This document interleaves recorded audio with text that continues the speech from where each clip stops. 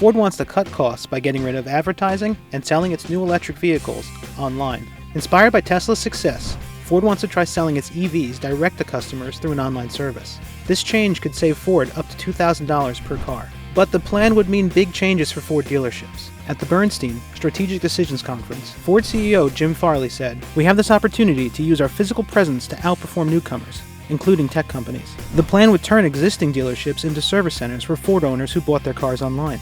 Farley wants these service centers to provide top-notch customer experiences. Farley said, "Our dealers can do it, but the standards are going to be brutal. They're going to be very different than today."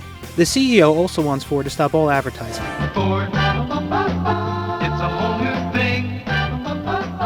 It's what's happening. The company spent $3.1 billion on ads last year, but Ford didn't buy any advertising for its two new EVs, the Mustang Mach-E or the F-150 Lightning, and both of those models are sold out.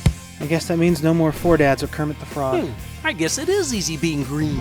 To learn more about the story and everything automotive, check out Jalopnik.com.